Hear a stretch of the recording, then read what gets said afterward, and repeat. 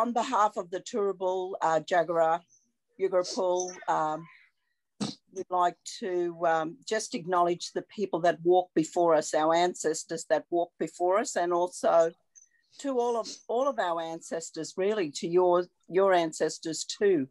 They've brought us to this place. Just to reflect a little bit on our sorry business that's been happening in the community. Think of our loved ones and people that have passed, and just to reflect that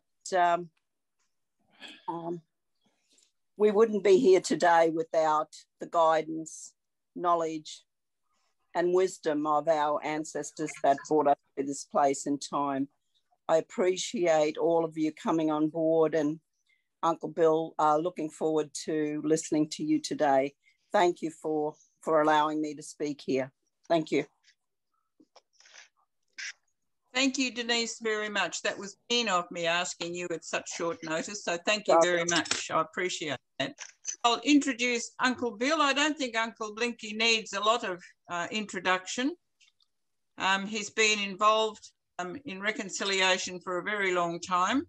He was a former Queensland Reconciliation Queensland co-chair, and he's going to talk about his personal reconciliation journey and his vision for the future of the movement. Uncle Bill is a descendant of the Kooma, Gwamu First Nation peoples of Southwest Queensland. He's a serving Aboriginal Elder, respected person of the Murri courts in Queensland, and an ambassador of the National Indigenous Cancer Network. So I won't tell you the rest of it because you've all read that anyway. So I'll just introduce you to Uncle Bill. Thank you, Uncle Bill. Thank you, Rosalie, and thank you everyone for linking in today, I suppose, and listening to the story. I suppose part of my story anyway, which for many of you also involves part of your stories. So, because I know quite a number of you who are attending, and certainly in the reconciliation movement, I've had the opportunity to meet and work with many fine people in that movement. And so hopefully today might give us an opportunity to also personally reflect on these matters. So I just want to, before I start though, I'd just like to just make sure that everyone can hear me in terms of sound. Is that a bit better? Yep. Okay. I can hear you well. Oh, good. Yeah, sometimes my my machine here is a little bit, it is a little bit silent. Okay, well, look, I'd like to acknowledge in beginning this presentation with you, the traditional owners on the lands on which we're all joining this particular presentation. And I know many of you are in different locations, not only here in Southwest Queensland, but some also in other parts of the state and the country.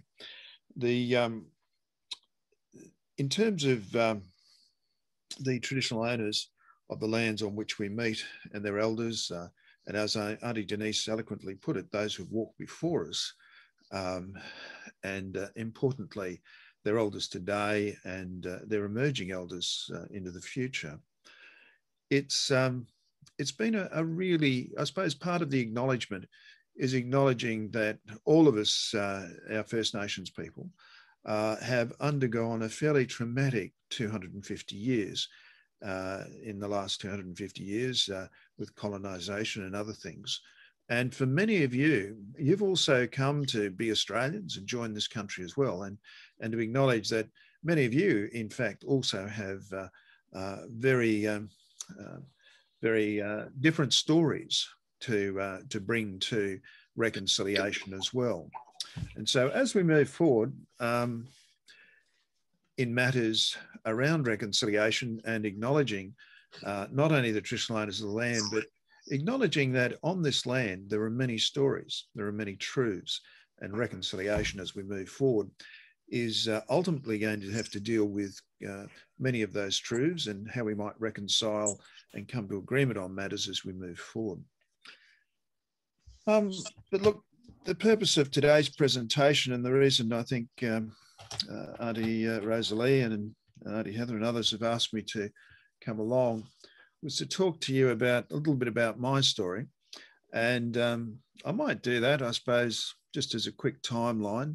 You know, my childhood was in the 60s, essentially, in the 50s and 60s. And essentially, I grew up in a time when racism was quite alive and well. We lived in, I lived in the, you know, essentially in Cunnamulla, and my parents were basically in the French camps and on properties, and then we moved up into a house in town, and essentially in a place like Cunnamulla, it was very hard, I suppose, growing up as an Aboriginal person, because you know, there were limited opportunities for work. And well, I suppose there wasn't limited opportunities. There was plenty of work, but it was very low paid work.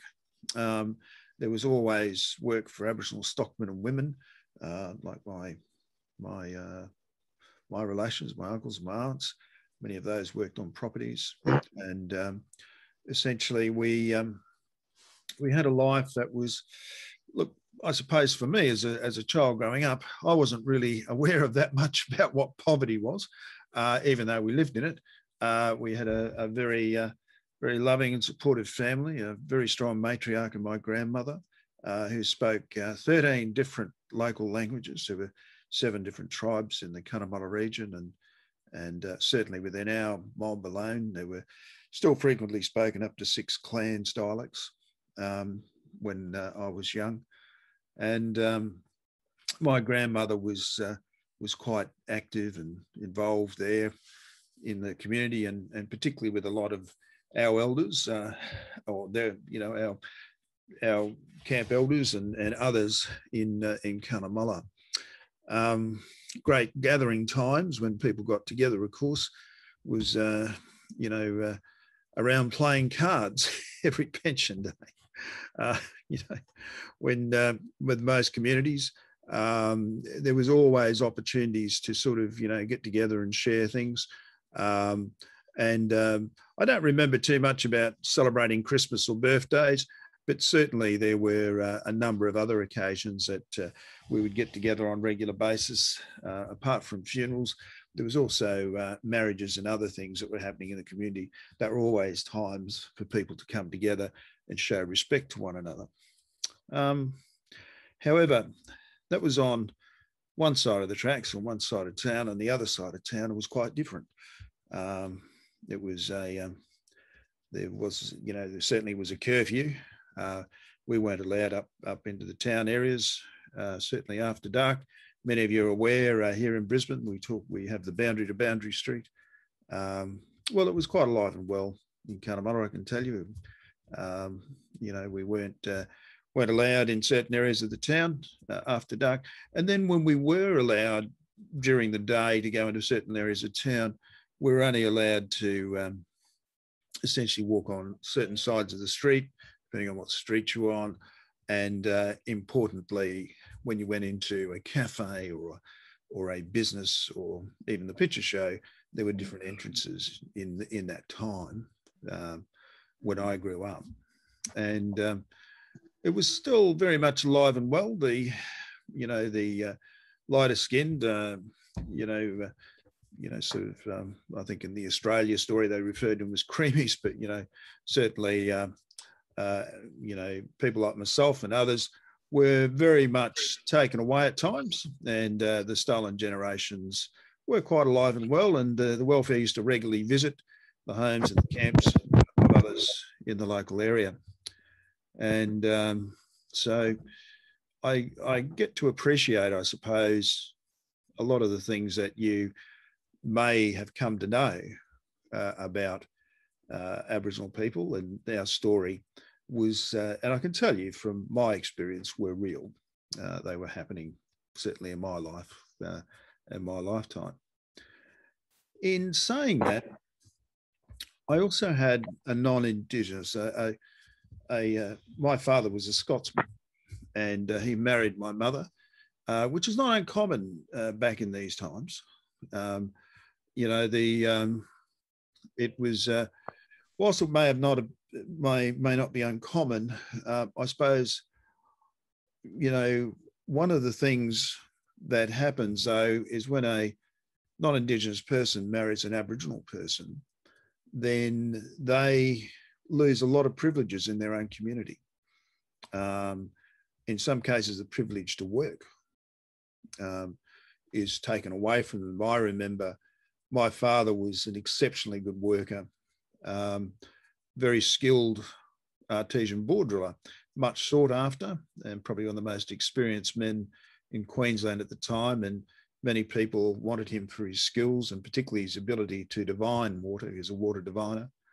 And as such, he wouldn't be too far away from work. Work would always be finding him.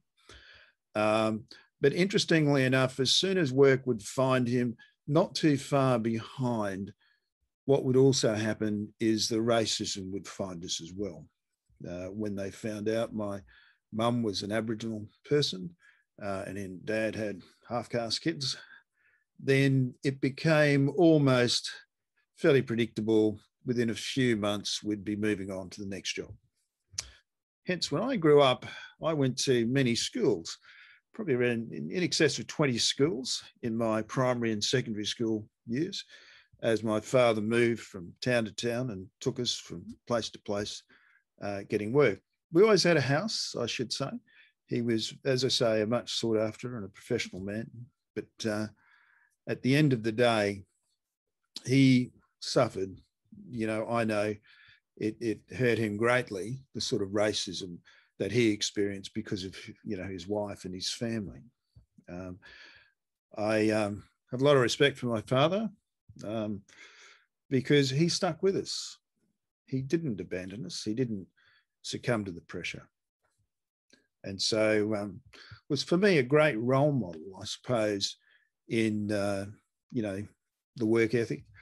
And importantly, you know, being committed to your family and looking after them as well. Having said that, you know, there were many, many experiences in there.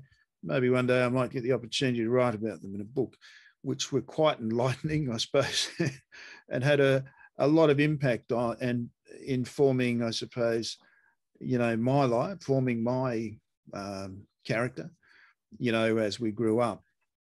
And many of those experiences they weren't all negative, but the ones that were negative were quite confronting for me, you know, at many times. So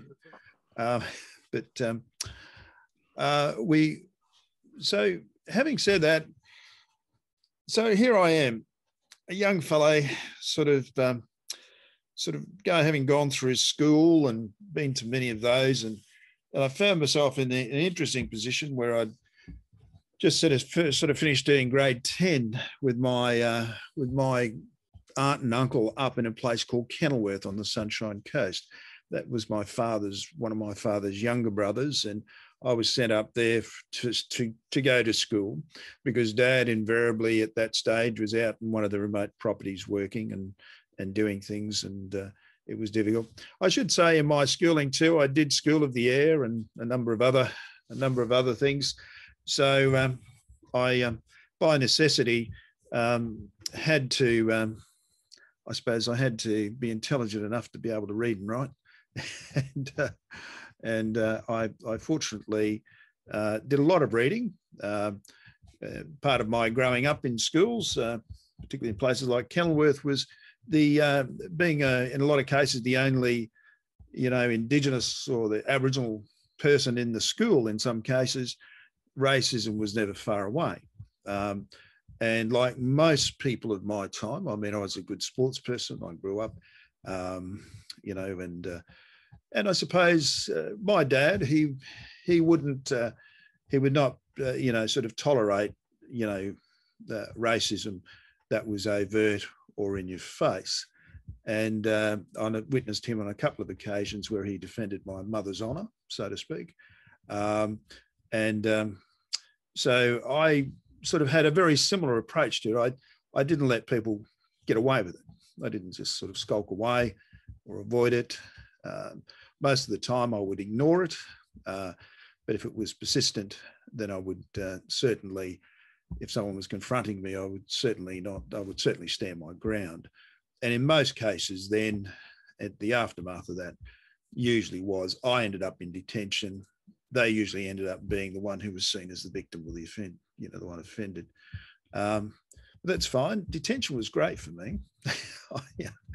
I actually got to do a lot of things. I got to do a lot of study and reading, and most of the detention was always in the library. So there was always an opportunity to read something different or something new. So having left grade 10 at Kenilworth, I ended up going to Brisbane, and my sister at the time, who most of you will know as Cheryl Buchanan, was at that time, she's a little bit older than me, Cheryl, but she was well and truly immersed in the Aboriginal movement in those years. Essentially she headed the Black Resource Centre. She was certainly part of the formation of the Tent Embassy at the very beginning in '72 in Canberra, along with people like Dennis Walker and Sam Watson, many, many others here in Queensland. They became known as the Black Panther Party, and Paul Richards, who I see is with us today, got to defend them on numerous occasions as they were arrested at the many, many demos and demonstrations and so forth, etc. And I suppose I ended up coming to Brisbane, and as a fairly naive young teenager, I ended up in a house in Jefferson Street in Toowong that was in fact the centre of the Aboriginal land rights movement here in Queensland, and was also occupied by people who were Marxists and communists, and declared, very much part of the union movement and many other things. And I had the opportunity to go to school at Toowong and Toowong High in those days. I got to meet people like Sigrid Thornton, who was one of her, you all know Sigrid. I imagine she's quite a famous actor, but her parents were very much part of the movement in those days. And there were many others, Dan Neal and Errol Neal, who were quite significant, sort of political figures as well. And so my life went on pretty well fast track in terms of understanding Mao, Stalin, what have you, and having been exposed to these sort of things and these sort of philosophies and stuff very early in the piece.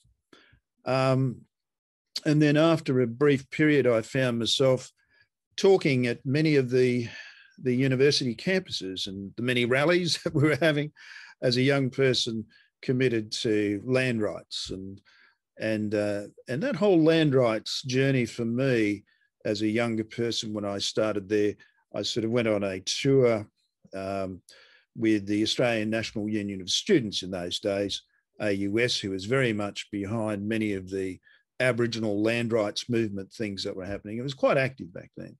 And essentially, we went on a speaking tour, and that certainly opened my eyes. I spoke in campuses in Sydney and certainly in Victoria, Tasmania, South Australia. And this was all before I was 20 years old. So you can imagine it was a fairly it was fairly different to where I'd come from. I was basically a boy from the bush. When I grew up, I actually grew up on properties as well.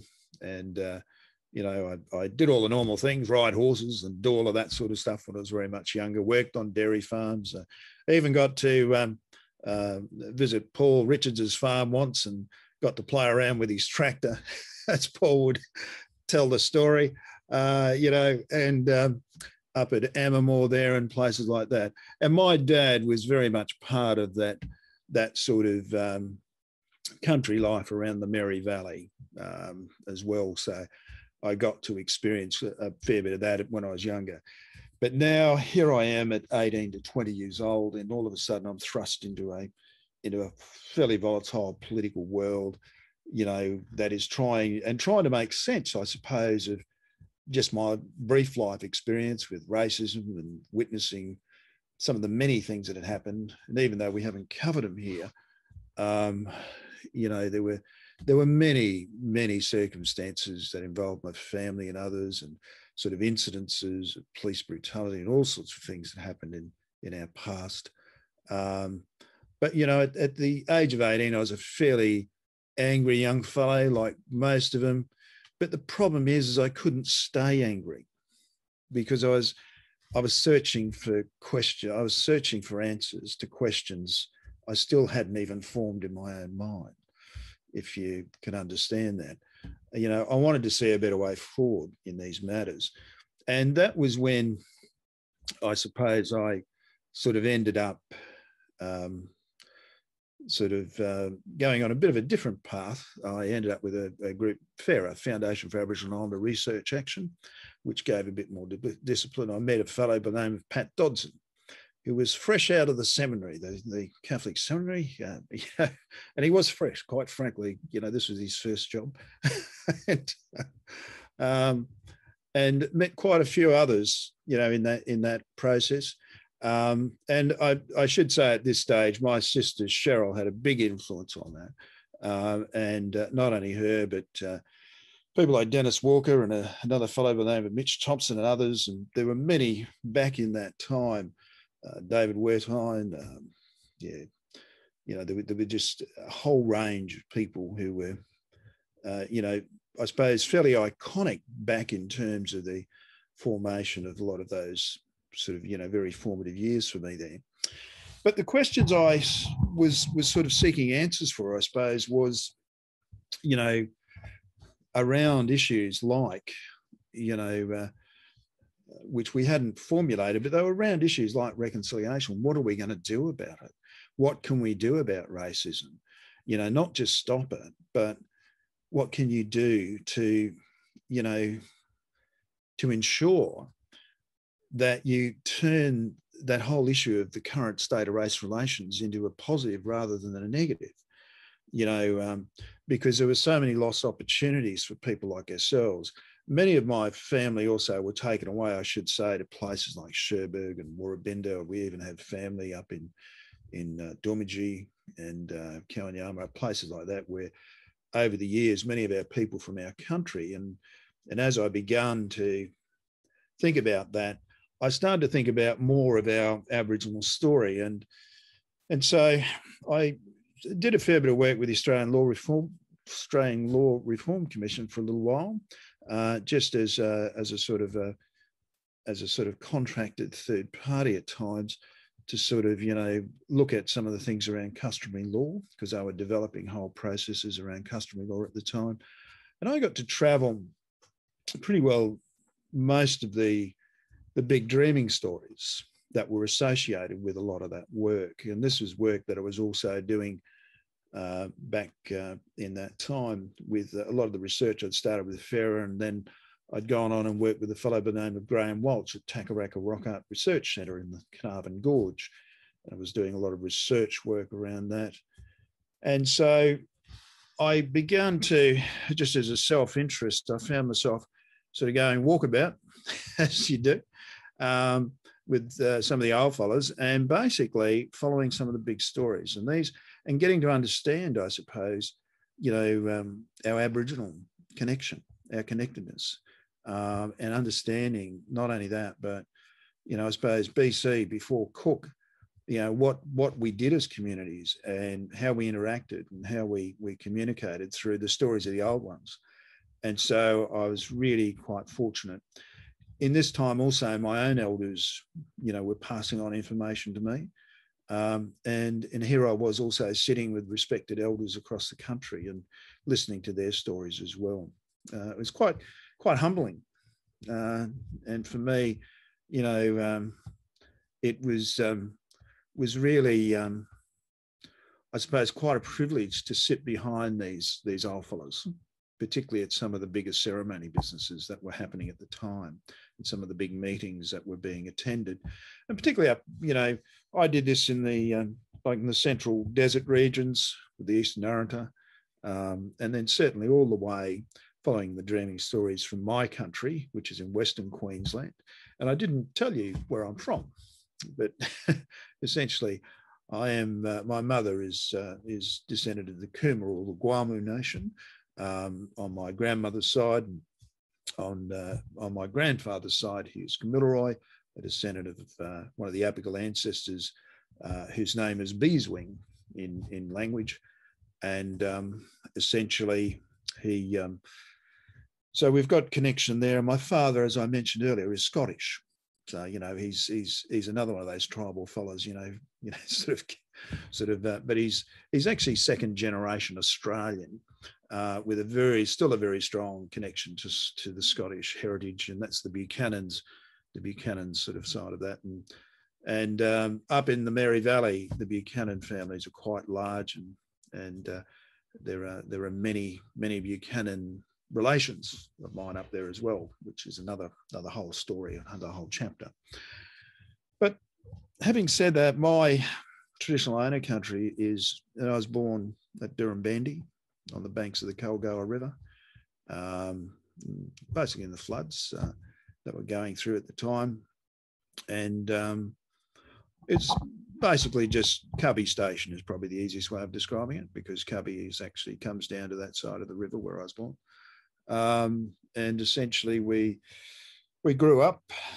My grandfather was a fencer at the time on a property called Bullygar Station, and so my family was very much engaged in a lot of that sort of area. And my grandfather tended in his later years, he certainly stayed on country. He was actually a gun shearer who shore with the best of them, and essentially was a respected man in terms of himself as well.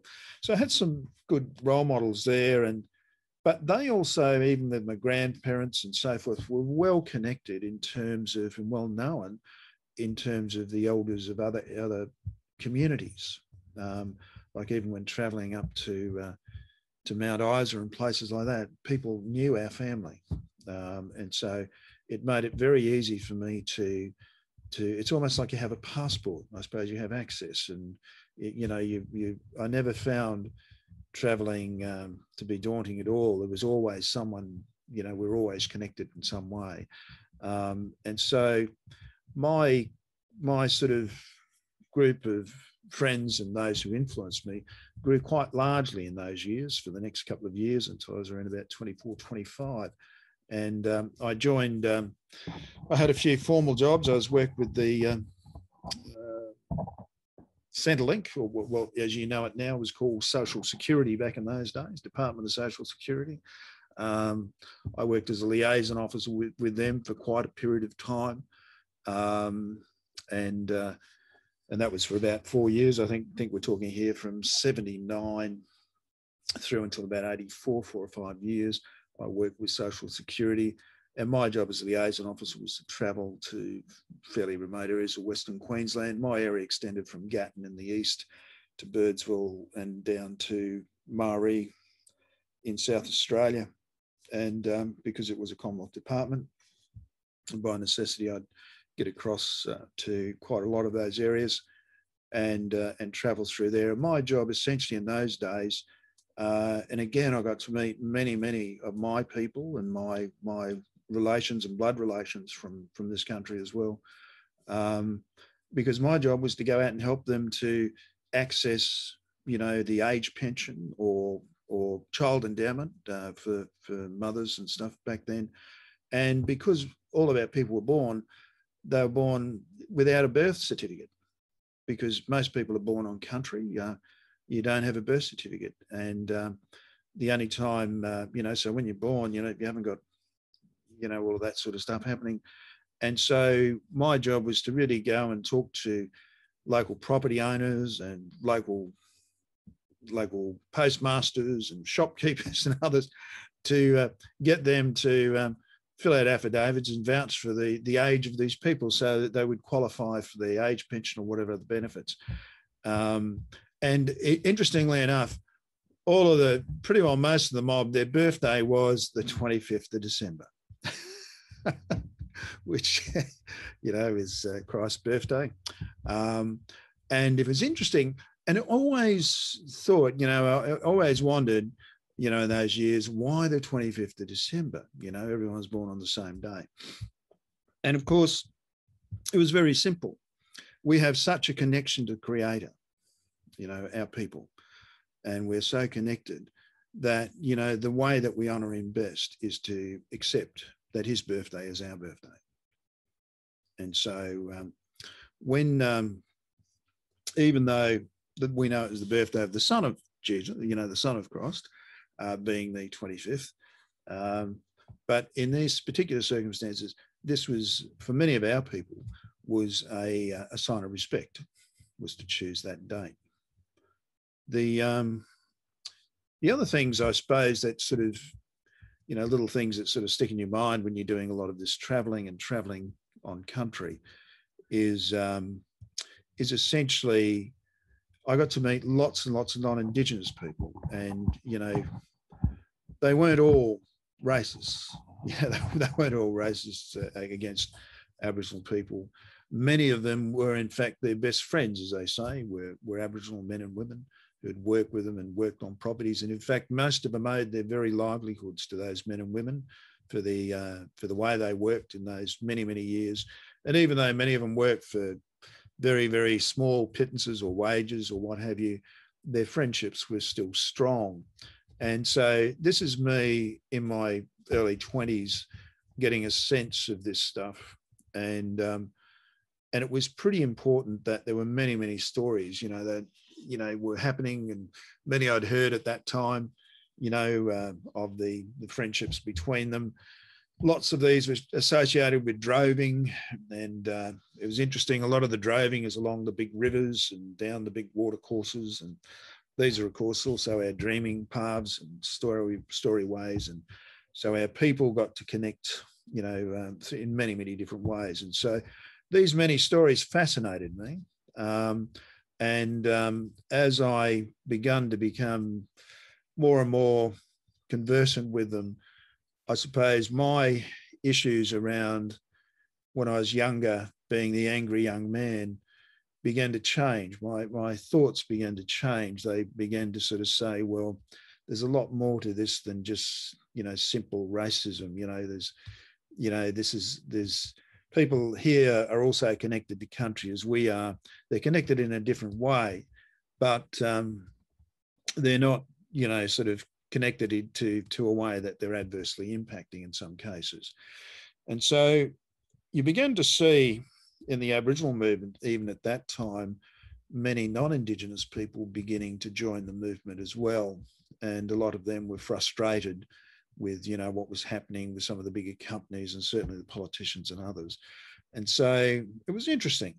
And I just sort of leave it. I won't go too much further into that, but, there were many experiences I had back then which sort of made me question, I suppose, even to some extent, some of my own Aboriginal, family and colleagues and their reaction in some cases, and the way that they were actually, moving towards resolution of what they believe should be land rights and so forth. So one of the interesting things that happened at this time is as part of my travels, I got to meet a fellow by the name of John Kowata.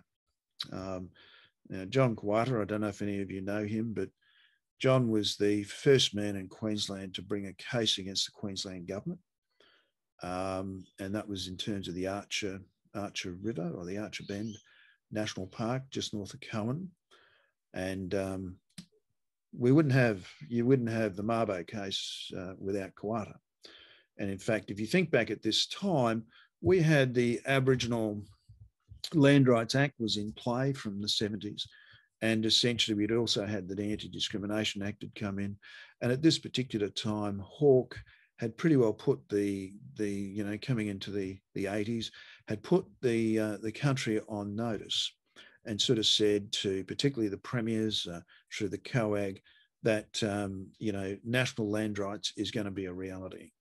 And it was at that particular point we saw quite a lot of adverse reaction here in Queensland. I remember quite vividly one big meeting that happened in Roma between the Premier and Deputy Premier at the time. That was Joe Bajocka-Peterson and, of course, Russ Hinds, who was the Deputy Premier, where they advised strongly all of the local property owners that if they because of this imminent threat that was happening, that if there was anything of significance culturally on your land, then you should get rid of it. But we didn't say that. So, but essentially we saw on our own country, saw the destruction of fairly significant caves, and many, many other groups were experiencing similar things across the state, where things were dynamited or blown up or bulldozed or covered over, trees were cut down, so forth.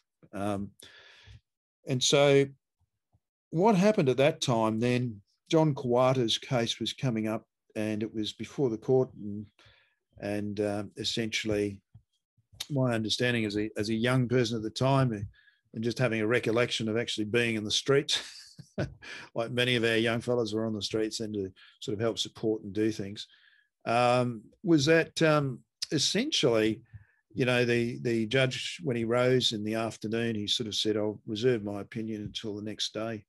And he was due to come back, the Supreme Court judge, and to give his opinion in the morning. Overnight, the government managed to introduce retrospective legislation, as we're all aware now, 2:30 in the morning, and that meant that the Kowata Bend area, which could have been, we can't say it would definitely have been, because the judge never got to give his findings, but he could find, he did mention he could find no reason why it wouldn't go ahead.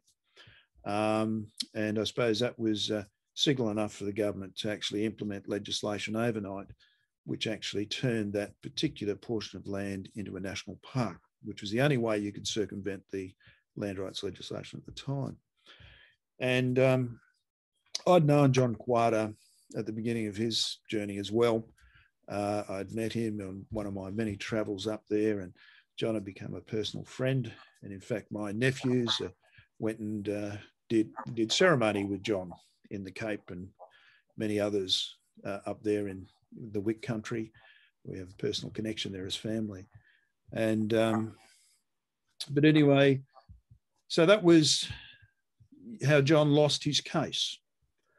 I can tell you, having known the man before and after, it broke him. It certainly had a very big impact. It made him, feel quite sad inside, even though he was outwardly a, fairly stoic sort of character.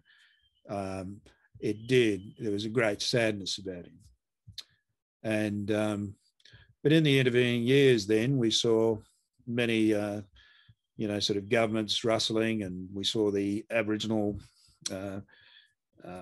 at this particular time, we had the NAC was also pushing for Makarrata, and all sorts of things are happening. There's an incredibly vibrant, political time for Aboriginal affairs here in this country. And John was just sort of part of that, one of the many things that happened. For me, though, that experience with John was quite a devastating one for him, and for me, it gave me a greater insight into the fact that this needed a lot more than working in a white man's legal system to solve the problem. And I must admit, at that time, when we saw then Paul Keating and the group of 10, as we called them, the 10 prominent Aboriginal people and Torres Strait Islander people, which included people, such as Marcia Langton and Noel Pearson and others, and it's quite a number, Peter Yu and so forth, who were all part of that. And where they actually ended up coming up with a process called native title, or agreeing upon a process of native title to move forward. And this was Keating's great, one of his greatest moments was actually being able to forge that, I think. The group of 10, I think, on the other hand, it was probably one of their least inspiring moments, I'd say, for them politically in terms of their own lives, because, it basically put our people's land rights movement had been basically marginalised to nothing more than a right to hunt and fish. It's a common law right, within a white legal framework. And it just completely took that whole thing. Now, these are truths for us. Okay, I want to make this very, very clear. Things like native title are not land rights for Aboriginal people. A lot of non-Indigenous people think this. It's just not true. The reality is, it is in fact probably a very liberating sense of land rights for non-Indigenous people, because it has confirmed their exclusive possession under their own law to be able to do all the things that they currently do or wish or aspire to do. And it gives them processes for doing that. It only gives us the right to, where there isn't a competing priority from non-Indigenous people, it gives us the right to hunt and fish and do our ceremony.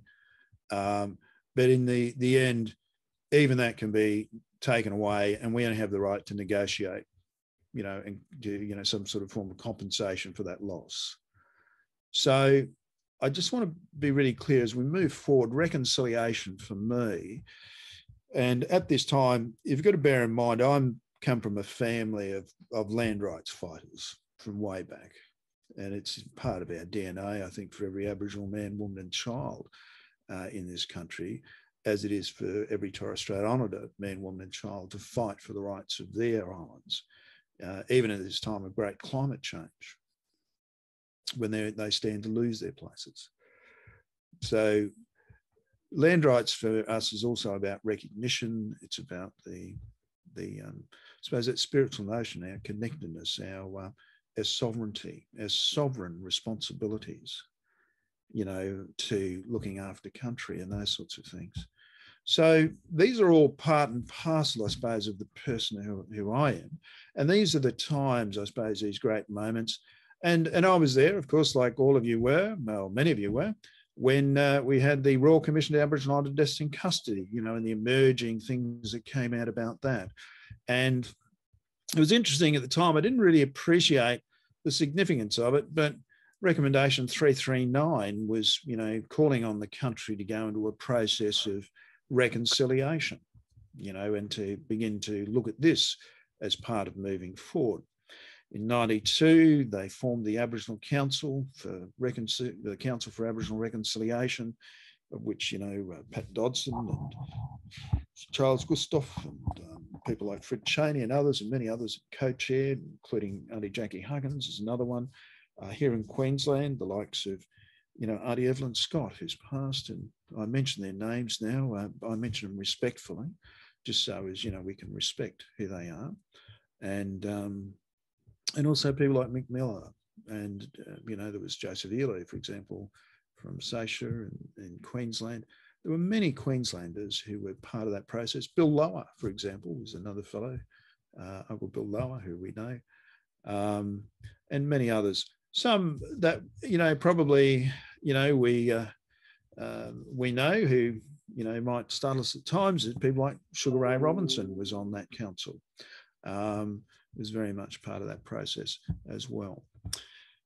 So, having said that, the council went and had its process for 8 years or so, going throughout the country and sort of meeting and sort of talking to people about matters and so forth. And then in 2000, it gave its, 1999, it produced its report, which it gave to the Commonwealth Government at the time.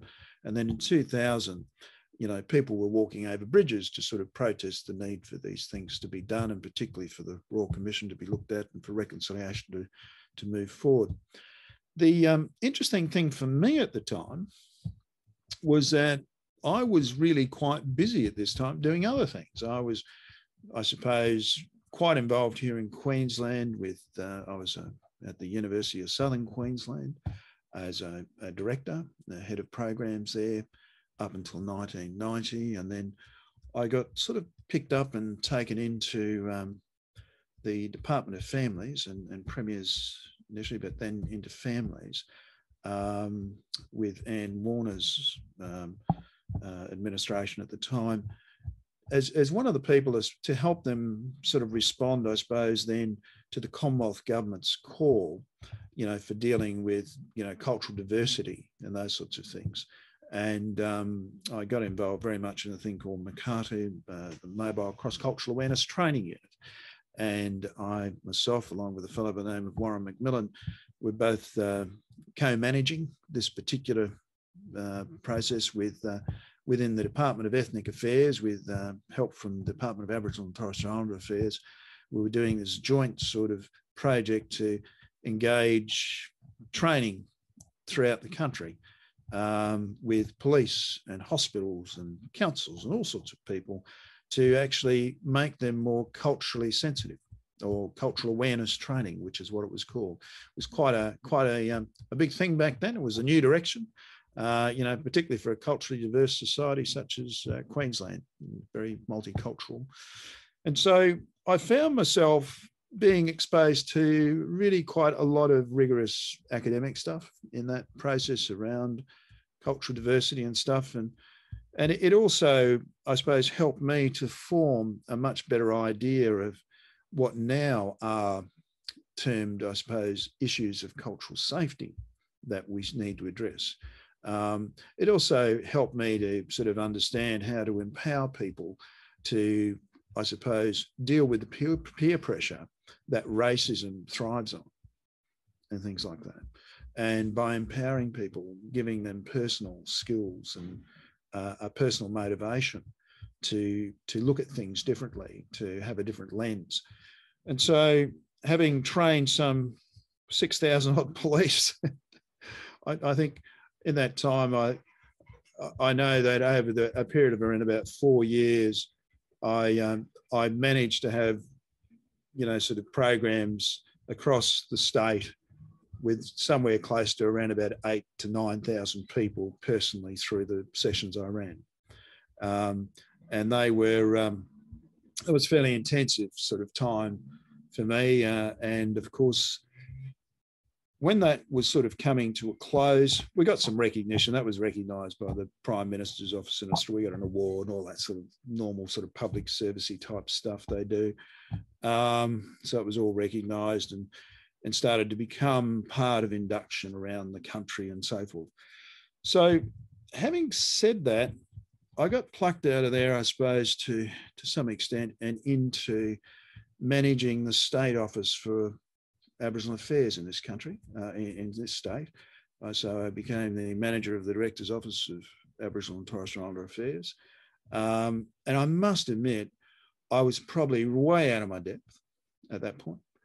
And it was, you know, a person who just sort of been managing a training unit, and I suppose being a principal trainer, I had 6 training staff and so forth, but my job was really to, you know, mentor them and nurture them and their abilities.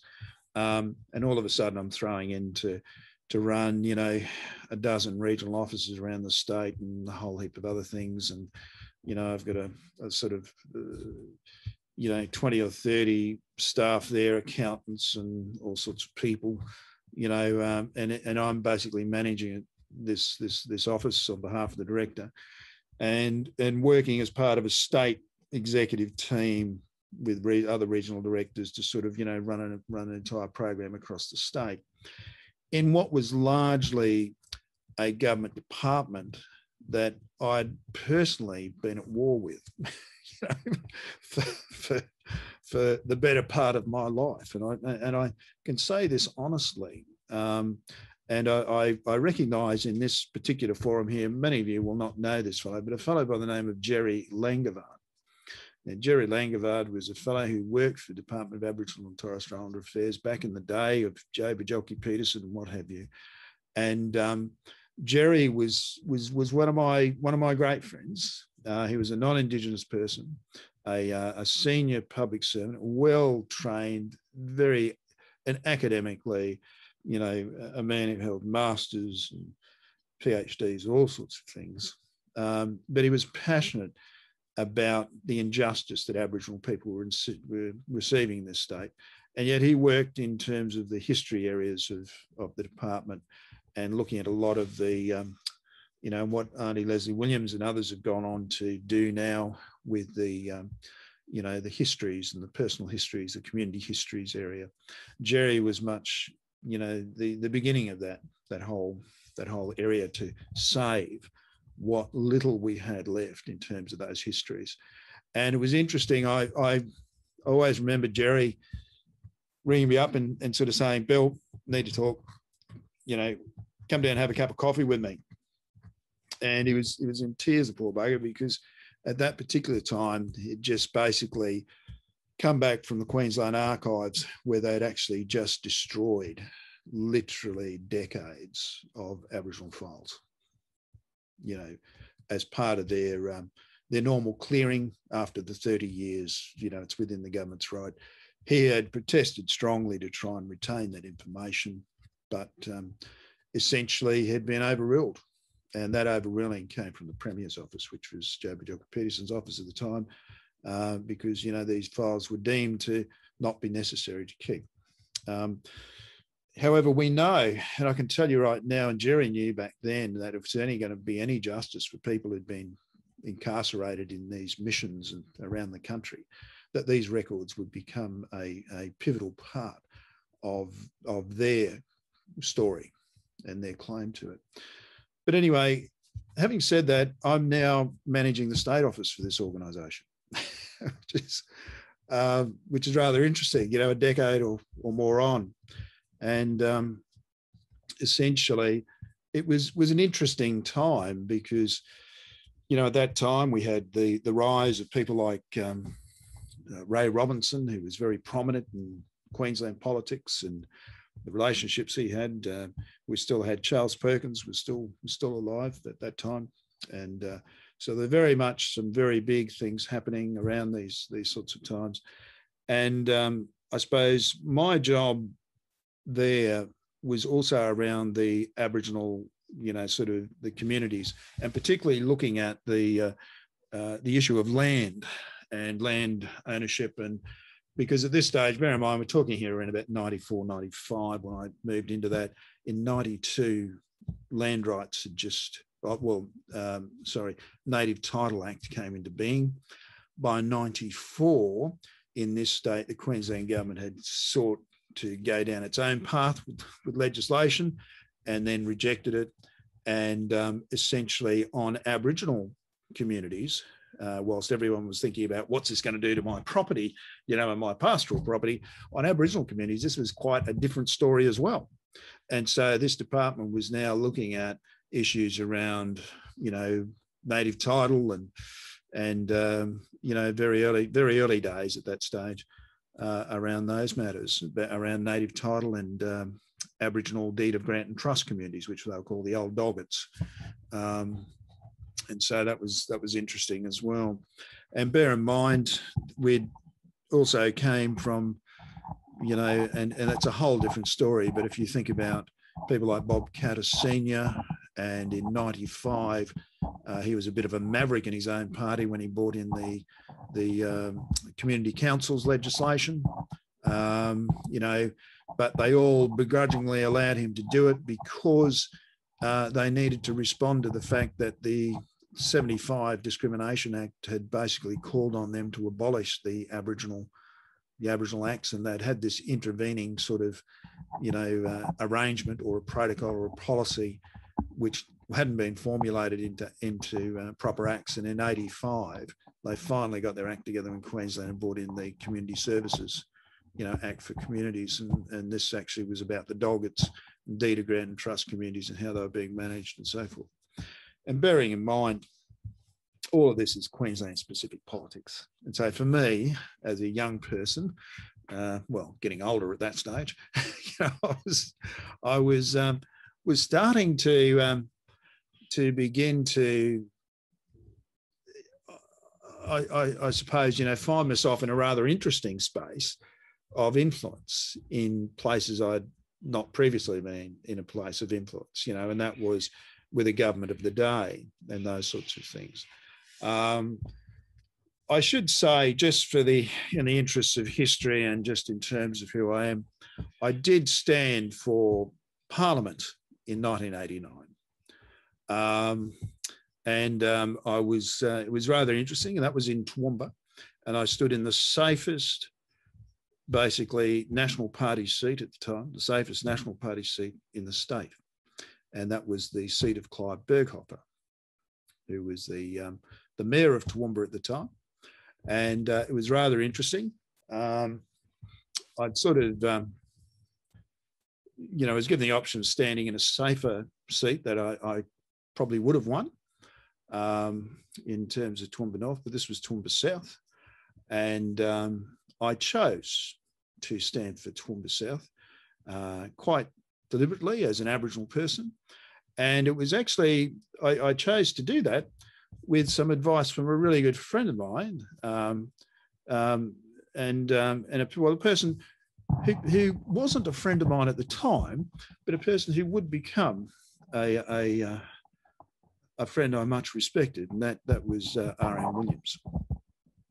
And he knew our country, as Aunty Denise knows, with Uncle Charlie Chambers and people like that, were great friends of the RMs and his family. RM was in Toowoomba at the time. He was in the later half, getting into his later years. And he very much found himself gravitating towards the Aboriginal community in Toowoomba, and he would come along to our functions and do's. And I suppose in me, he found a young fellow that might be worth, give him a couple of bobs worth of advice to, on matters. And so that was for me, I think, a great help. I really wanted to challenge, I suppose, racism. I was a head of programs at the university at the time, and I felt it was really important, I suppose, to at least get up there and be seen to be having a go. So I did, and I stood, and we took something like 28% of the vote away from Clive in that election, which is one of the biggest swings of any of the seats in the state, quite frankly. And we always knew, because of the announcement of Tony Fitzgerald, that mayors and people who had conflicts of interest, such as being the mayor of a local government, shouldn't be standing in Parliament and shouldn't equally be the member of Parliament, because that's quite a conflict of interest. And so we always knew that. And so when it came around 18 months later, and Clive, dutifully stood down, and at that stage, I think it was Mick Horan who actually stood up. I don't know if I would have ever unseated Mick, but let me put it this way. I think I would have made him uncomfortable in the extreme, because in that intervening 18 months, I actually got to meet lots of people in the agricultural industry and other areas, and people like Rick Farley, who is Linda Burney's partner, who's passed away, and others. And they had a great influence. And bear in mind that Toowoomba was head office country Queensland, and this was sort of in the heart, I suppose, of, what people might refer to as redneck Queensland. So in the interests of what influences me, I've had the opportunity to really, I suppose, get to know conservative people as well as part of my journey. And on their own terms, in their own setting and in their own environment, as the outsider, I suppose. And that's, I suppose, sort of given me a greater insight, to be able to talk to those people about issues that also affect them and the sort of truths that they need to also address as part of their journey. Back to reconciliation and how I actually came to take up, a bit of a torch for reconciliation. Well, actually, having gone through this process with Aboriginal Affairs, I found it really quite awkward. I found the whole system was fairly, let me say, I wasn't interested in making it my career. And I wouldn't be interested in sort of, going back there to work. Because I don't believe that the purpose or the intent of those organisations is the sort of purpose and intent that I want to pursue personally in terms of our people and in terms of our communities, both Indigenous and non-Indigenous. And so having said that, in the something happened that was really quite impacting on me. My sister's eldest son, she was the son of, she'd had to Dennis Walker, passed away. Well, he actually came. My mother had been on a quest. He was one of the stolen generation, and like every family, we have a stolen generation story, and that was quite a significant story for us. And that story sort of ended up having a big impact on me. The young fellow came over, met our family and stuff. He went back and he found it really difficult to reconnect with his English family. He came over from England. He was taken away from Australia to England. He was brought up under the, I suppose under the belief he was a Mauritian. He was from Mauritius. And the family actually had another young fellow who was actually Mauritian as well, and that they'd adopted. And this is a young couple, an English couple who adopted family. And then they had, they'd also had an elder son of their own, and a daughter. And so Tulu, as we say, which is our traditional name we give. We don't talk about him. But Tulu was essentially the son of my sister Cheryl and Dennis Walker. And he was, when he was born, Cheryl was only 18 at the time. And the law at the time, back in the early 70s, basically demanded that he be taken off her. My mother pleaded as an Aboriginal woman.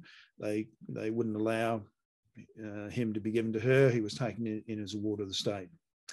And, so that was still quite alive and well right up until, mid to late 70s, that practice in the hospitals here in Queensland. So yes, he came over, he got to meet his father, his mother, and all of his family. And we're talking here of Kath Walker, and if you've read Paul's book, you'll know, Paul is a great friend of Urgeru, and we all have a very special connection. And with the young fellow, he went back. He found it very difficult to reconnect, and he committed suicide. Essentially, he stepped out on a freeway. He'd been at a freeway underpass for 2 hours, would you believe? Been observed. He was obviously in quite a state, and emotionally, he just found it really difficult to reconcile what was happening with his families in England and his family here in Australia. And he stepped in front of a bus and committed suicide. And unfortunately, there's a whole story about how my mum, spent years, and how we, a chance sighting of him in Covent Square when he came, well, not sighting, but he had a chance meeting when he came up, and my mum and her partner at the time were busking in Covent Square. She'd been there for 3 months hoping he would come by, and he did. So it's one of those sort of really, she was just so determined, my mother. She was quite inspirational in the way that she found him across the other side of the world when the government here refused to give her any information at all. And so that had a big effect, because what happened is the eldest son in my mob, in my family, but not only that, but in my grandmother's generation, I have the term Apinya, which is I'm the father of all. So I'm the oldest of my generation. And so it came upon me to go across to England and to bring his body home. In which case, when we got there, there was an agreement and everyone was happy for the body to come home. And then there was the intervention of a girlfriend who no one knew, who had a child to him. And all of a sudden, it was like something you see on the TV for crying out. It's sort of, like a Hollywood movie script, this thing. And anyway, her father just happened to be, I don't know if you all know Harvey Norman's here in Australia. Well, this lady's, his young daughter, her mother, her father was the Harvey Norman of England and Europe. With the biggest chain, he sold exclusive leather lounges and expensive furniture. And so it was really interesting. I ended up in a courtroom I sat there for 3 months in a bed sit. We held his body in a local, you know, sort of funeral home. Yeah. Anyway, that's a whole different story. Read the book when I finally write it. It'll make interesting sort of tear-jerking read, that one. And essentially, I found myself in a courtroom on the other side of the world with a fellow by the name of David Truex, an Australian, who'd been recommended to us by Jeffrey Robertson, the great human rights lawyer, and a lady whose name was Shan, who was a barrister, who was costing me, because I took I'd sort of been in the public service, and I took my my superannuation, I took my payout before I went over, and we used all this money, plus all the money of my sisters and others, and she was costing us something in the vicinity, I think, her normal fee was like about £5,000 a day, you know. And however, she was doing this at a great, really reduced cost of £1,000 a day for us, which is just like, wow, $2,000 a day. Going back to then, where do you get it? But anyway, super came through, and so we were able to sort of, you know, we had our little legal team, and then on the other side they had 6 barristers. Like, I couldn't believe it, you know, just had this whole team of people, and they wanted to cremate him, essentially we decided no, that's not going to happen. We'd had an agreement to bring him home. We wanted to bring him home to the family, bring him home, you know, to rest, and he would have rested, you know, with his father's country, you know, and or probably would have rested out at Juggera, which is the family sort of farm out past Kooma, near Esk, and essentially that was what we fought for. Now, the interesting thing was we didn't get to bring him home, even though there were all these agreements in place, and we actually had foreign affairs and all sorts of things. We had to buy lead. I paid $20,000 for a lead-lined coffin, you know, like, you know, to bring, you know, for it to come home, and stuff like that. But anyway, cut a long story short, the court, the court basically ruled that the judge basically apologised to us profusely and said, however, he is an English citizen, and we've got a duty to the English citizen, and we must find in favour of them and to the English family. You know, he's an English citizen, and so forth. So they did, but they said, we will, you know, we respect your condition, you know, we respect your provision for not, sort of cremating him, and they put him to rest in a local cemetery. Now, the interesting thing over there, and this is good news for us, because the interesting thing over there, and it was that after 99 years, that protection lapses, and we can actually bring him home. So yes, so that responsibility will pass on to our next generations. Okay, so, but for us, for our whole family, it was very involved.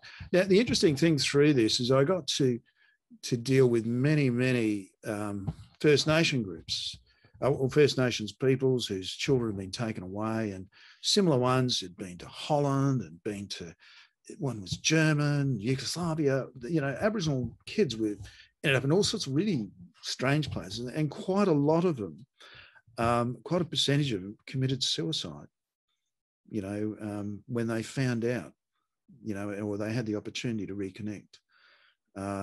Quite a lot of them, you know, also died with never connecting with their families, you know.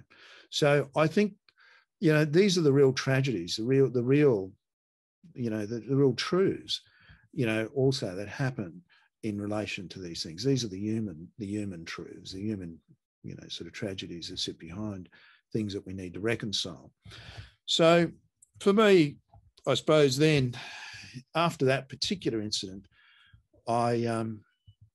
you know, and land rights was always a passion of mine, I must admit, right up until, even up to that point, I was very much, you know, committed to land rights and doing things and stuff. Well, I sort of started to, I suppose, see you know, the greater picture in terms of reconciliation and the need to move forward.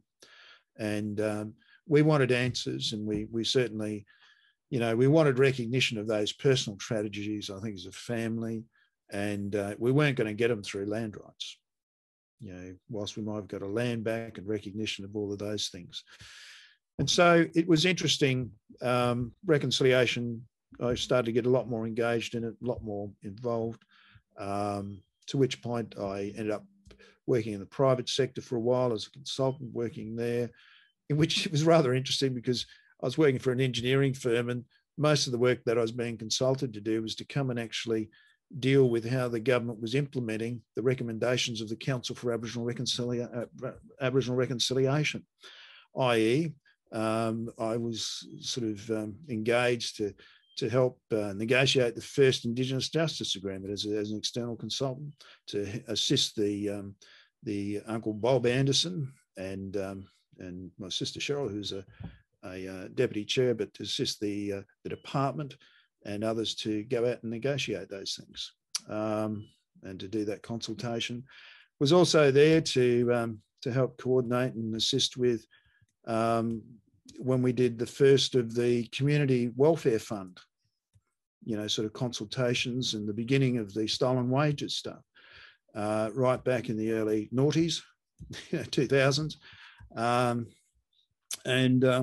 and so forth. So I sort of found myself sort of immersed in this, and the closer I got to it, and also at this time, I should say, I had quite a lot to do with cultural heritage matters and the cultural heritage legislation and developing sort of things around that. So I was quite engaged and quite passionate about things.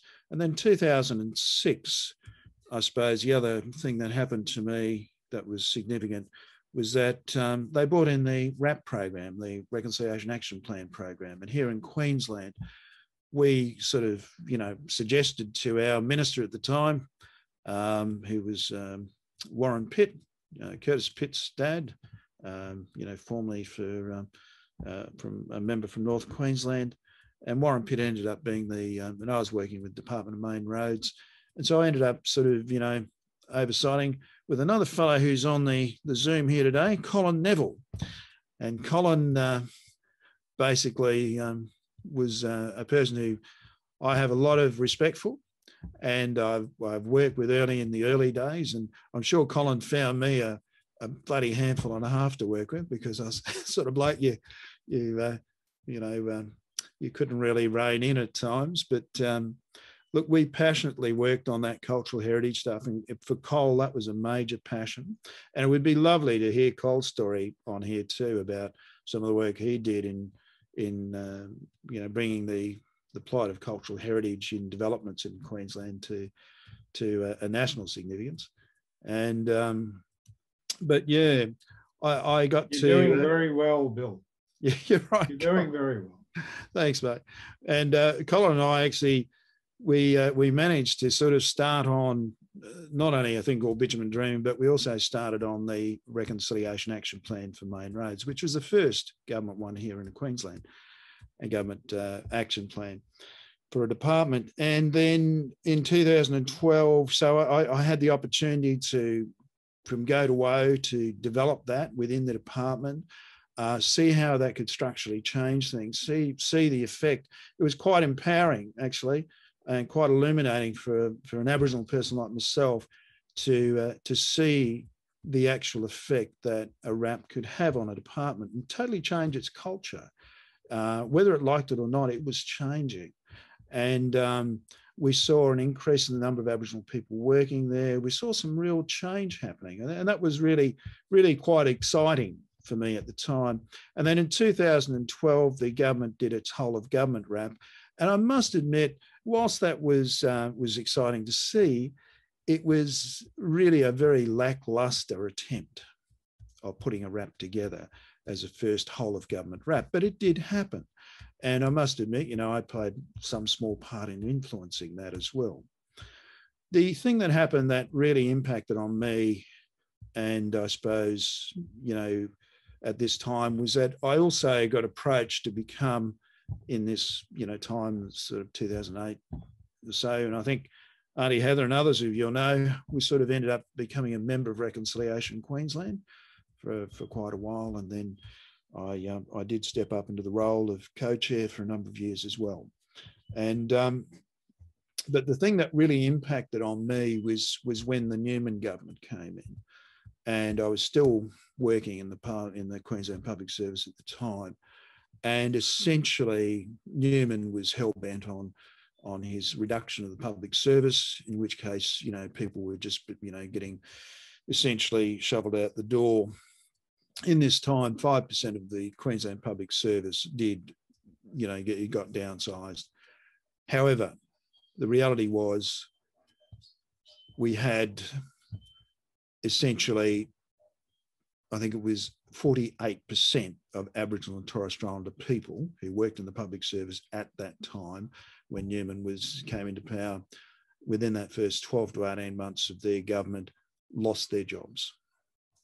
Personally know of 7 suicides that were associated with those losses. And in my role, along with Peter Jackson as co-chairs, we addressed, you know, we met with the ministers who were, you know, both David Crisafulli at the time, who's now the leader of the opposition these days, but who at the time, David was the Minister for Local Government, and also the minister, there was the other minister, who I just don't remember his name at the moment, for Department of Aboriginal Affairs. And essentially, cut a long story short, their response was, it's Labor's fault, not ours, which is fairly well, you know, the privilege of incumbent governments to blame someone else, you know, for the pickle we're in. But the reality is that, as I always made clear there, is that this is on your hands. It's not theirs. You know, it's under your watch that this is happening. And I must admit, I was quite moved to make those statements, and felt bold enough to be able to sort of say those things at that time. I suppose I was strengthened by having just come from a number of funeral services, you know, and it was quite a harrowing time for me. But having said that, after the event, when the new government came in, we always took the opportunity, and certainly in my role as in terms of co-chair and having that brief period to be able to lead the movement at that time with Peter and others, I did make it very clear to Anastasia Palaszczuk and the incoming government and her ministers that, you know, this should never happen again.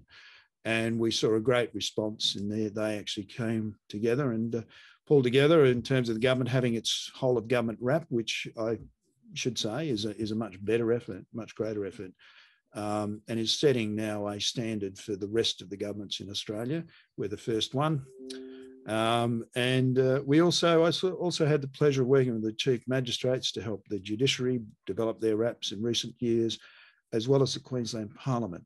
And Queensland is now the first state in the country that has all 3 tiers of the Queensland government, as I quite, you know, sort of keenly say, under RAPs. And so, you know, essentially it's the first time in Australia's history that we've actually had a jurisdiction such as Queensland, and as now actually having a very public commitment through its and actions which support their public commitment through their RAP plans. So we're in a very unique position in terms of moving forward.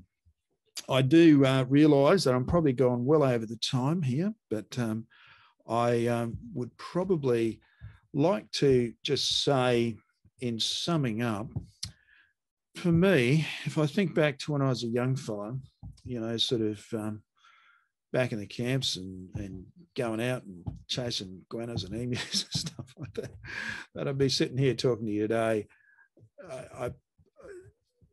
You know, for me, and being an Aboriginal child living in Australia at that time, it was inevitable that we're going to come to this point at some point. And, you know, for many of us, the journey has been quite harrowing. But, you know, it's through that, it strengthens, I suppose, our resolve, our love of family, love of community. And it's through those things, I think, the vision for a united, Australia, sort of an Australian society is probably going to be, forged through people's, through the understanding of truths, and that there are many truths. And for us all having, I suppose, to take in particularly in reconciliation, we need to, sort of have a measure of compassion for everyone. And, simply injustice and anger are always there. But the issue is, it's our job, I think, in the reconciliation movement to afford people the opportunity to come together to share their stories, to share their truths. And it's through that personal journey that they themselves will come to realise what a reconciled Australia will be as well. So having said that, folks, I'd like to just sort of finish up on that note, except to just say one thing. Thank you for listening. So that was pretty awesome. Thanks, Bill. Very good. Thank you, Uncle Bill. That was wonderful. Absolutely. You're an amazing man. Thank you. I'm wondering if people can put their questions into the chat box, please. Must be lots of, I can see at least one question or two anyway. Yeah. Maybe Linda, you can follow that up, love. Yeah. Can you give us some detail on how those departments change because of RAPs? All righty. Look, in terms of, I can speak only, I suppose, in terms of personal experience with Department of Main Roads. And Colin may even want to make some comment, because he was very much part of that journey with me in Main Roads. And what we saw, I suppose, there was, a commitment by, a minister and by directors general and others within the organisation, particularly at a senior level, to actually begin to address issues like systemic discrimination against Indigenous people in employment and procurement and those sorts of things. In fact, in this time, the department had been sort of tackling this going quite a way back to when Jim Varghese, in fact, was the Director General for Main Roads and had a great influence in the department at that time. And this was before I actually joined the department, when Colin was there. And essentially at this time, they'd begun to work with local communities like and Camberwell with the Myuma projects up there, and forging, sort of really quite, new relationships around cultural heritage and native title matters as well. And so what we saw was, I suppose, yes, can I say, in terms of the Department of Main Roads, there was a significant change in the way it dealt with Aboriginal people. It wasn't just about cultural heritage and native title. It actually went beyond that. It actually went to looking at, systemic discrimination within its own systems.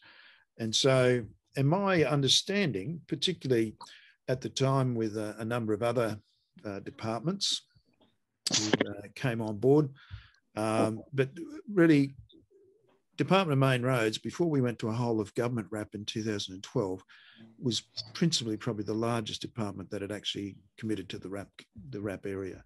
But I don't know, Colin, you might want to say something on that. Well, not really too much, Bill, but it is a fact that we did, and with you helping, we did an awful lot. That's all I can say. Thank you.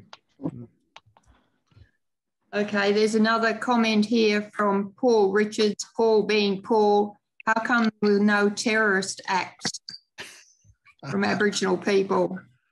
Well, Bill, I just think that over the half century or so that I've been involved, I have seen so many horrendously awful things done to Aboriginal people that I've felt angry myself. And I come to the conclusion now, after all that time, that in any other part of the world, a small percentage of the population being so oppressed would have felt so desperate that they would have resorted to terrorist acts like the hijacking a plane or bombs in airport lounge or something. And I think Australia should be terribly proud that Aboriginal people have been so patient and so tolerant with us as we've moved along. And I just wondered if you could give me an idea, why do you think we've been able to avoid some of the awful things that happen in other parts of the world in same situations? Oh, sorry, I just wanted one other thing to say. Thank you very much for your talk. I've enjoyed it enormously. And I've known Bill since he was about 15, and I'm proud to have had that association. Thanks, Paul. Look, the issue of, you know, why the Aboriginal movement as such never actually resorted to terrorism as a basis for, I suppose, dealing with its struggle, here in Australia. Well, look, yes, you are right. There was a lot of victimisation. There was a lot of people were persecuted. Look, I personally witnessed much of that, experienced a bit of it as well. But essentially, I think at the end of the day, though, it was the issue of in this country. It was the issue, I suppose, that we were actually fighting for something that was much bigger than us. And in fact, it wasn't just much bigger than us, that was part of us, and I think to commit acts of terrorism against that would be to actually commit acts of terrorism against yourself. Now you say, well, what the hell is he talking about? What does he mean?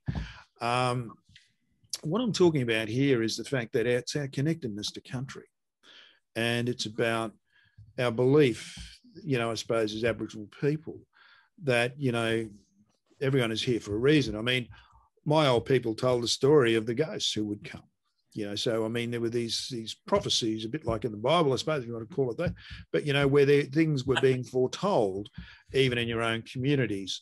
And we knew that there was this great time of tumultuous stuff happening to us. And so it wasn't as if, it was, and I think the other thing about our communities is that we are communities. Mm. We're not just communities of interest, but we're communities of influence, and we're communities who influence each other. And so as Aboriginal people, we're very connected. We're connected through family and respectfulness. And I mean, every Aboriginal man, woman and child, I think, knows that, sharing, caring and respect are the key principles on which we build our lives, even when we're persecuted. Yeah. Yeah, Uncle Bill and Paul, to just mention too, we trusted the white fella. We trusted them. I grew up on the settlement. So when the white fellas came in, but then you saw some of them doing wrong things to us. But our parents always said, you got to put out the hand to them. If they treat you with respect, you treat them. But Uncle Bill, I know we thought, oh, no, things are going to get better. That thinking of things will get better for us. And then, but in those early days of the Black Panther movement, and I'm so grateful to your sister, we were all in that together. I just think we had to do something. Otherwise, our medical services, our legal services, our education, we wouldn't be in the same classes. We wouldn't be even in the same jobs. So I am grateful to the people that walk that walk and talk the talk. And Bill, thank you for your wonderful talk today. I know you a bit better now, and I have utmost respect for you. Amazing. And I just want to say thank you for sharing that knowledge, your knowledge and your story with me. I'm just humbled to hear what you had to say. It's just wonderful. So thank you. Thanks, Aunt. Much appreciate that. I think if I could, before you go on, Pete, if I think you respond to Pete to Paul's question though, and I think Aunt's right. We along the way, particularly in the 70s when we had the land rights movement and what have you, we were struggling for recognition, struggling for our rights. We're struggling to be heard, struggling to be thought. That we were actually, had a legitimate case for ourselves. We were and for the last 20 or 30 years, Paul, quite frankly, we've still been sort of, exploring that struggle. You know what I mean? That's where we've been. What worries me, Paul, what really worries me is that terrorism may be the only last resort left to our future generations if we don't reconcile these matters now. Seriously. Because the level of discrimination, the sorts of things that our young people are doing now, the levels of suicide as a result of these matters, and the sort of intergenerational trauma that's continuing to affect our people, it is a likely reality that would be a future in terms of, our next generations who are being really excluded at all points. I think it's an opportunity for this nation now to actually see what's happening in other countries already, and to actually think that we can actually do this quite differently here. And we can do this as a partnership and a mutual and respectful partnership in terms of looking after this country and looking after its people. So any other questions there? Look, Bill, I just want to say, I need to say, as a co-chair who's shared so many hours with you over some years now, I really appreciate what you said, Bill, genuinely. But I also very much appreciate Cheryl's story, and I'm sure you would have spoken to Cheryl about that. There's so much grace in your story about Cheryl, and your story about you and your extended family. I think that there's grace right across the whole First Nations communities. I mean, there was talk of terrorism there from Paul and yourself, and not that any of us wish that. That's what reconciliation is about. It's about intercepting much of that sort of reaction, not just by First Nations people, and it's very understandable, but by non-Indigenous people as well. And we've got a big responsibility to do about truth-telling. These stories are the foundation of truth-telling. And all I can say is it's fantastic to have you on board in reconciliation, Bill. We've got a long way to go, and we're going to do it together. And the likes of Aunty Denise Proud and people like that, Aunty Heather. Thank you. It's important to bring these stories to the fore and to have people understand the history and the damaging history that's occurred. In regard to families, I've always respected the fact that our First Nations peoples have huge extended families that support each other. It's quite a contrast to the non-Indigenous families in this country. There are some cultures that are very large families. There's others of us who even walk away from our families, just walk away from our wives, our children, and have no further connection with it.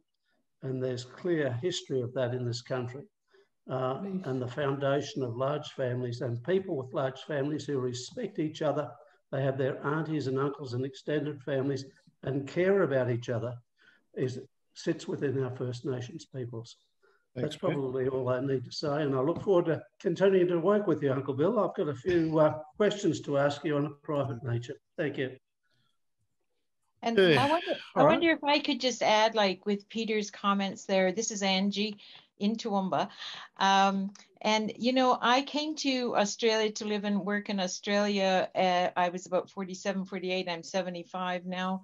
I came in 1992, and I had the great opportunity as a newcomer I was living down near Ballina Lismore, to actually get engaged with the Council for Aboriginal Reconciliation as a newcomer. And I thought everybody else knew everything already, and I was the newcomer. And it was such a privilege then to realize that over the years in my work in community planning, that laid such a fabulous foundation for me to be the person that could be a conduit, some kind of a bridge for so many non-Aboriginal people. And in my work in the community planning field, especially in Southeast Queensland, because I came up here in '96, And just the very fact of hearing Bill's story, the context, some of the people that I see on the meeting here today, you've been just a tremendous influence in my life and in my initiatives and anything that I could contribute, both here and in Canada. And I just thought I should also mention that through this work and bringing some of the message of the Australian model to Canada in 1999, and then in the years following, we have established in Winnipeg, Manitoba, Canada, through forming Manitobans for Healing and Reconciliation, which I did using the model of Australia here for the Council for Aboriginal Reconciliation. And we established that. We've got a Facebook page, Manitobans for Healing and Reconciliation. And through that process, one of our elders established what we call the Grandfather Rock, and it's at the Canadian Museum for Human Rights, which is established in Winnipeg, Manitoba. And there is a thing called the Mahatma Gandhi Walkway, the Peace Walkway. And at the end of that walkway is a little park. And installed on there is a rock monument in the 3 languages of Canada, an Indigenous language as well as English and French, a recognition of the national issues over our residential schools. And they do it in solidarity for May 26th. And on the plaque, it says May 26th, and they do it in solidarity with Australia.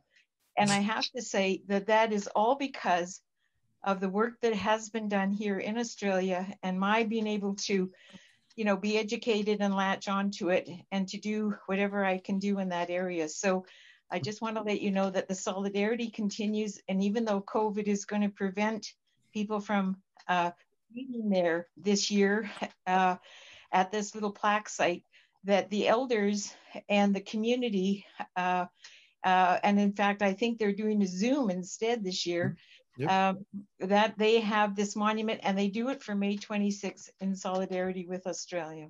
Oh, look, thank you. Thank you, Angela. Thanks for sharing that with us. Look, before I go on, I mean, I'd probably like to just add a couple of things that might be useful to think about.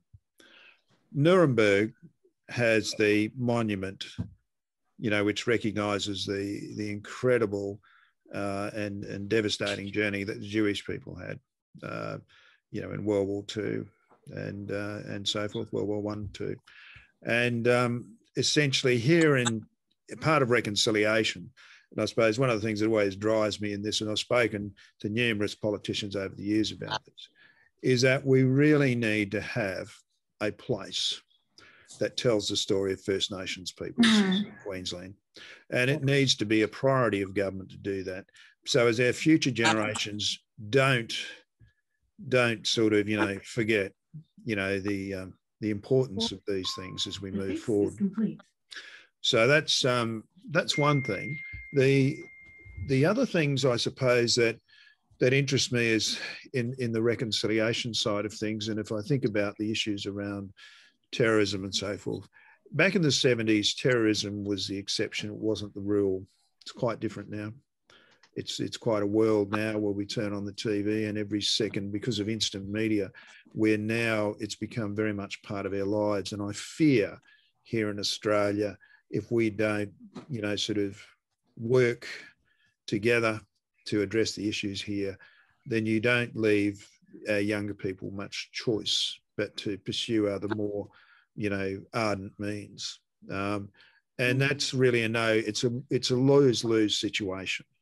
And the idea of reconciliation is that reconciliation should always be about win-win at the end of the day, in the recognition of great losses. You know, we all need to actually have a small win as we move forward.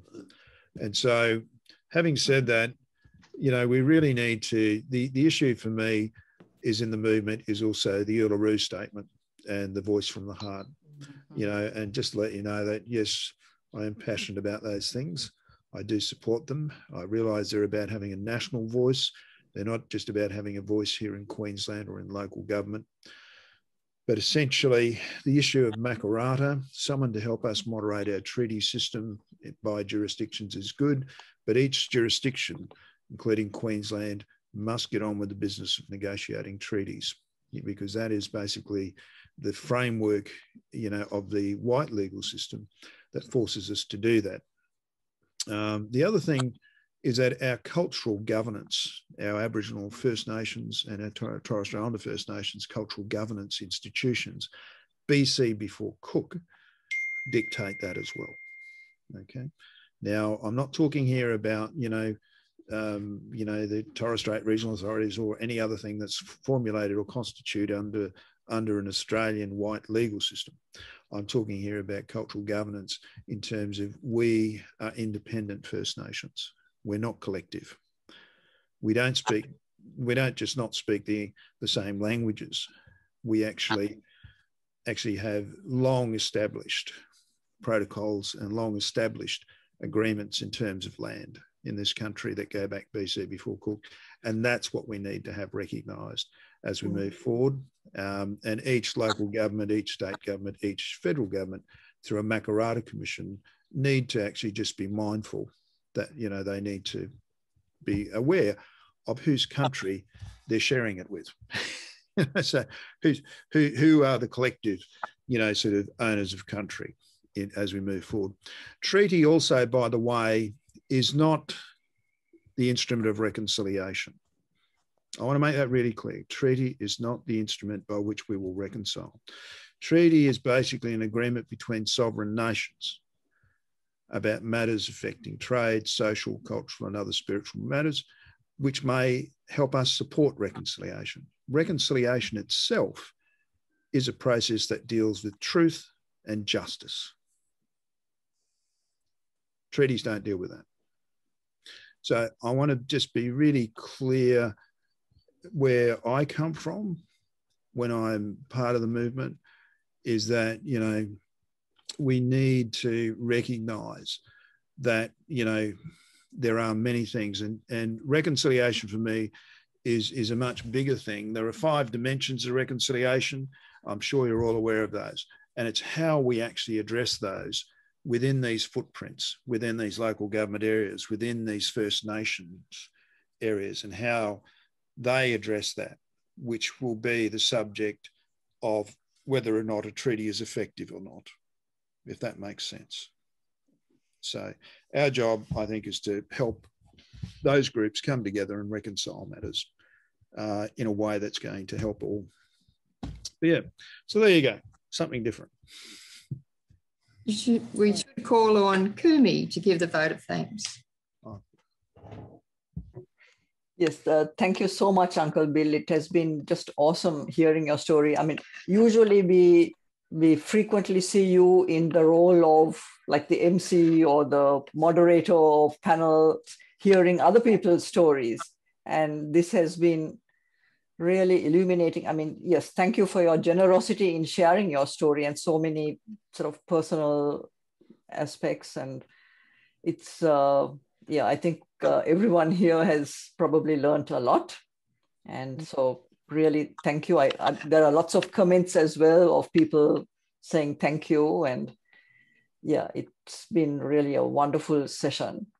And I also want to thank all the participants. I think we've had at different points, I think we've had about 30 people participating. And so that's been another way that you've touched everyone's lives, Uncle Bill. And yeah, so thank you again.